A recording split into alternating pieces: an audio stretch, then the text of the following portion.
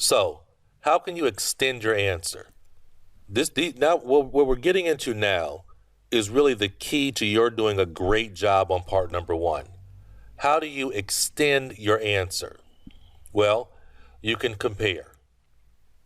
I used to drive in Accra, but now I prefer public transportation because. Next, you can contrast details to extend. Yes, I do research on the internet. However, my favorite method is through books. So, give reasons why. I prefer dry weather as opposed to wet and humid because I have breathing challenges that require. Finally, you can combine and add details. Yes, I enjoy street food enormously because it's cheap. In addition to this, and then you finish it off. Extend your answers, everybody. That's what I want you to do. When you are speaking in part number one, extend the answer. Answer, extend, stop. Answer, extend, stop. Now, we're going to move on to what I said earlier was really, really important. Speaking from general to specific. To make sure you understand this, I'm going to give you 4 good examples of what I mean by speaking general to specific. I need you to do this in part number one, please. Example 1. What foods do you like the most? Pizza is my favorite food of all time. That's a general statement, right? Now, extend it with something specific.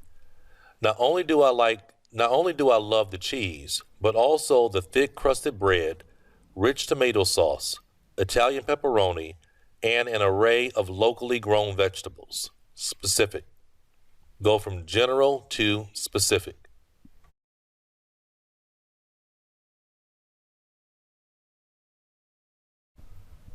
Next example. Where would you like to live? I hope to relocate to New Zealand for future veterinary studies. If I can arrange the visa and employment after completing my degree, I will work in the hiking profession where I will have a peaceful and enjoyable life in the mountains, away from the crowds and the pollution. General to specific.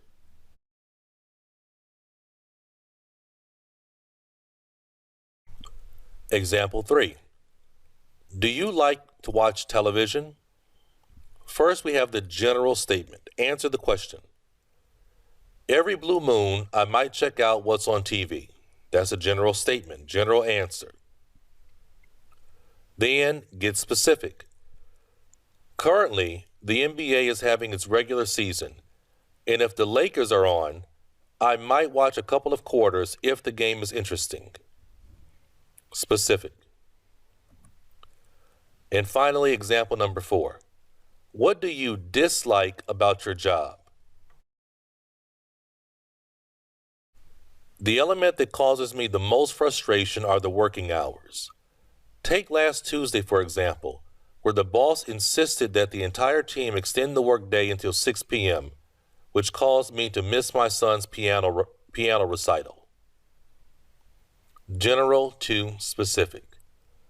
This is a really, really important concept, everybody. And when you're answering in part number 1, if you want to do well, this is what you have to do. Be able to go from general to specific. You'll notice that I was also paraphrasing the question as well.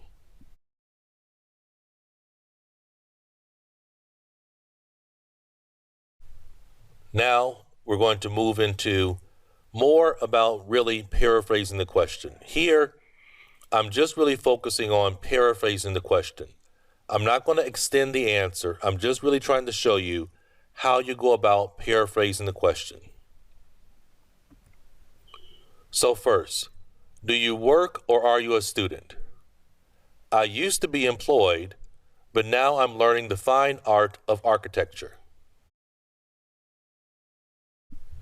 Did you ever live in the countryside? I've never resided in a rural area, but I wouldn't say I'm ignorant of the lifestyle there. What do you like or dislike about this place? I can come up with a few pros and cons associated with my current housing situation. So let's look at these three. Work, employed. Learning, student. Used to be, really good fluency tool to be able to give a nice extended answer. Rural area, countryside. Resided, live. Lifestyles related to countryside and living also. Come up with. Using these kind of phrases is really great. The phrases like come up with are the kind of phrases, idiomatic language that they really, really like a lot.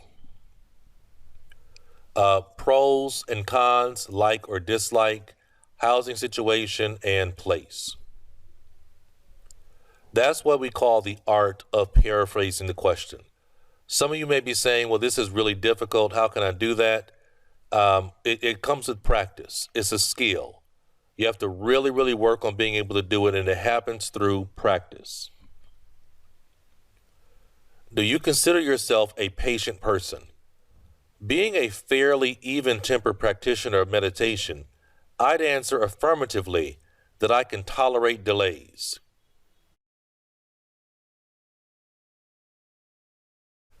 Do you prefer to be busy all the time or not? I'm sorry, but I wouldn't select a lifestyle that required me to be constantly occupied or absorbed around the clock. Do you like to dye your hair? Certainly. Coloring my locks is an activity I adore because I visually appear to be someone new and exciting.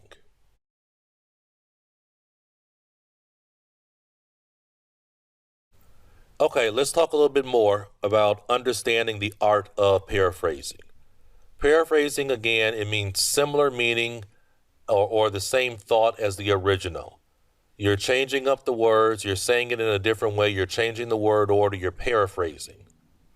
Sometimes the object becomes the subject becomes the object. That's part of paraphrasing.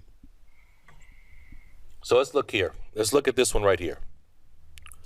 Why is violent crime rising among teenagers?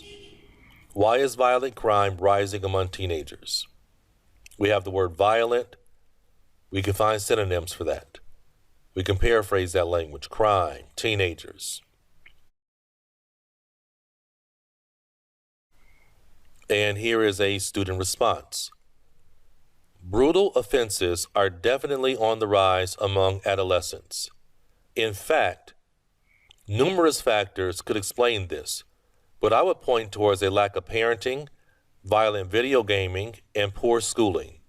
Out of those three, I would settle on absent caretakers as the primary cause because that's who holds responsibility for refining morals and ethics in young people. Brutal, violent, offense, crime, adolescent, teenager. Paraphrase, paraphrase, paraphrase, paraphrase. Right? Here we see some idiomatic phrasal verb language like point towards, settle on, collocations, holding responsibility, fluency language, in fact. Out of those three, fluency language, because helps you to extend an answer, right? This helps you with your fluency.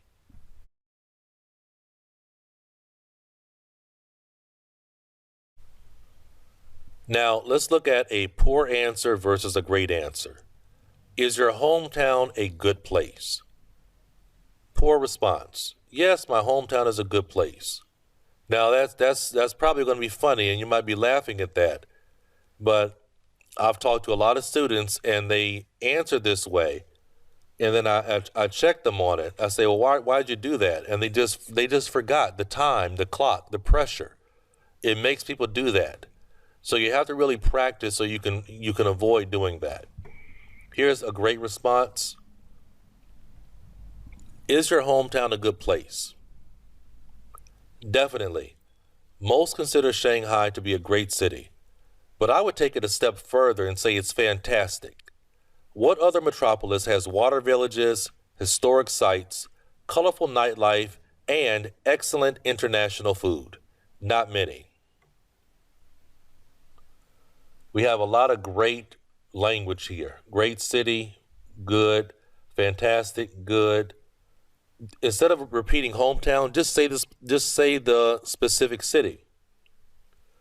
And then we have some great vocabulary: water villages, historic sites, colorful nightlife. That's all subject-specific vocabulary. Now, let's go ahead and talk about subject-specific vocabulary. What type of food do you like to eat? Here's a student response. I wouldn't consider myself a picky eater. I'll gobble down almost anything except mountain oysters or crawfish. On an average day, I might throw together a dish of stewed guinea fowl with a rich and creamy mushroom sauce. Then, as a reward for making such a fine supper, I polish off the meal with a decadent peach cobbler topped with delicious vanilla ice cream. I'll read that again. You'll notice here everything that's underlined is subject-specific vocabulary. Now, keep in mind, I'm really just trying to show you what I mean by subject-specific vocabulary. I would not expect you in your answer to use this much subject-specific vocabulary. If you're able to use 11 types of subject-specific vocabulary in one answer, then I would say you're probably one of those 9 students that I have. Okay? What type of food do you like to eat? I wouldn't consider myself a picky eater. I'll gobble down almost anything except mountain oysters or crawfish. On an average day, I might throw together a dish of stewed guinea fowl with a rich and creamy mushroom sauce. Then, as a reward for making such a fine supper, I polish off the meal with a decadent peach cobbler topped with delicious vanilla ice cream.